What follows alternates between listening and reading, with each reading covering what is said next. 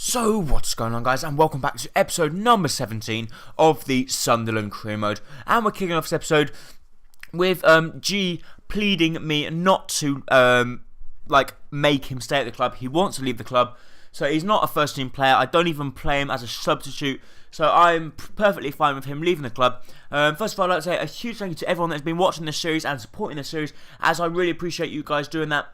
And hopefully you guys can keep supporting the series, and one day we might be able to be gaining 100, 200, maybe even 300 views a episode, which would be epic. It would be completely epic. But before we get to that stage, I want you guys to still completely, I really hope you still enjoy the series and keep liking the videos and supporting them. So we do have our first game of this episode up at, in the Stadium of Light, up against Cardiff United, Cardiff City.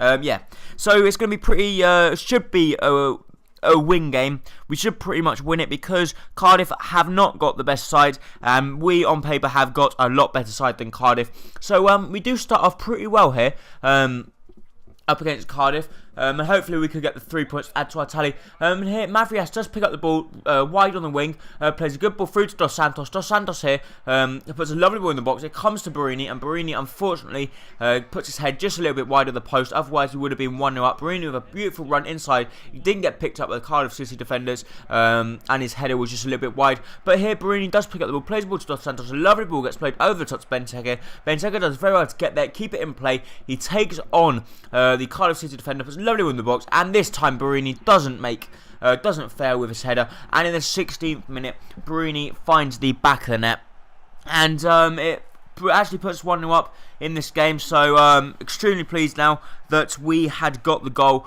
which had actually put us 1-0 up, and pretty much gave us what we deserved, because we really did deserve to have that lead. Yeah, because we were all over him. And here, some sloppy defender from Cardiff, a good tackle from Benteke, and another one. But unfortunately, it does come through. But Mavrias plays a good ball over the top to Benteke. Benteke tries a shot, but it turned out to be a pretty comfortable save for their goalkeeper there to deny us from getting our second goal of the game.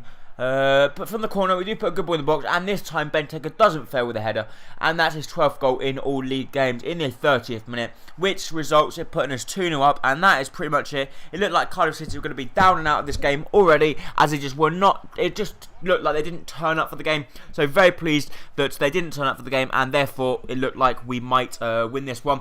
And just before the end, that was it. Actually, we do end up winning 3-0. One goal, once again, I forgot to put in, or for some reason it disappeared. I don't know where it's gone, but we won 3-0 up against Cardiff, so very pleased there. I see here a few players that we were interested in signing. Ezekiel Clark, we offer him a contract. He's got potential of 70 to 90, so a very good potential. But one player that we do want to sign is Rizga Saf.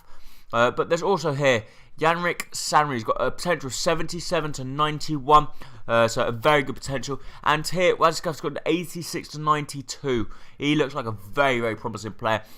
So hopefully we will be able to get him into the squad as soon as we can. But unfortunately, our squad is pretty strong, and that's because it's strong.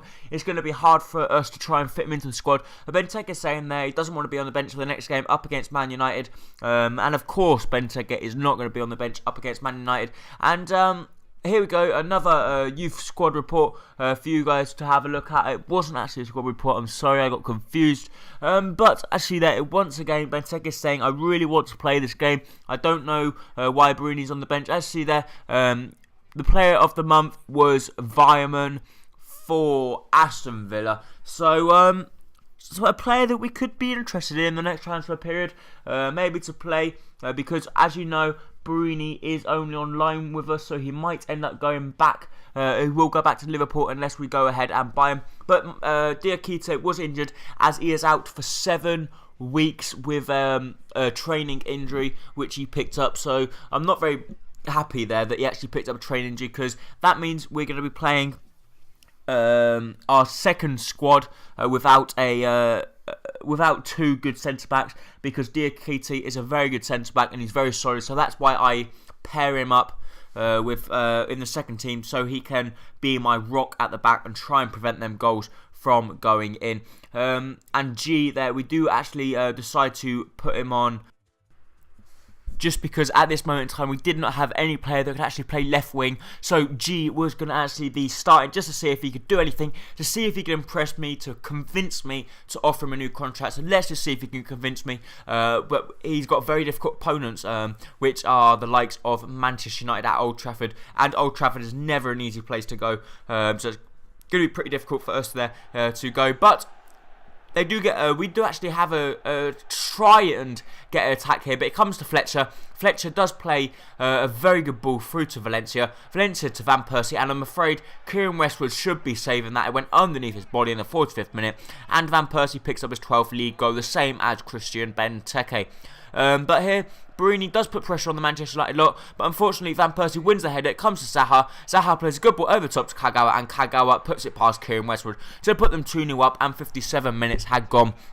So it looked like this game was down and God knows what else.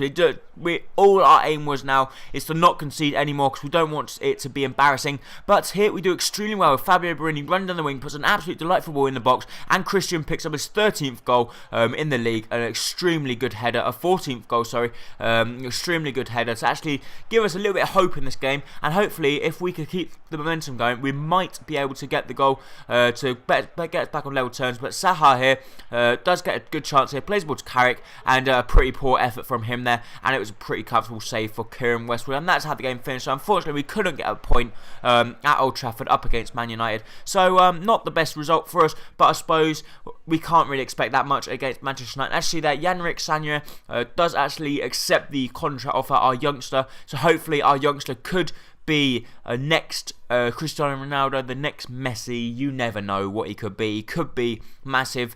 And actually, there, Conor Wickham saying that he wants a bigger wage budget. So we decided to go and offer him 25,000, which was what he was asking, 4 years, and he would be a squad rotation player. I'm afraid he does come back, as you'll see in a minute. But before we find out confirmation of that, we do have an away game up at Stamford Bridge up against Chelsea. So two very difficult games. But Conor Wickham plays a good ball over the top to Altidore. He should be putting his foot through it, but no. Altidore tries a header from the edge of the box, but Altidore is a complete twat and idiot.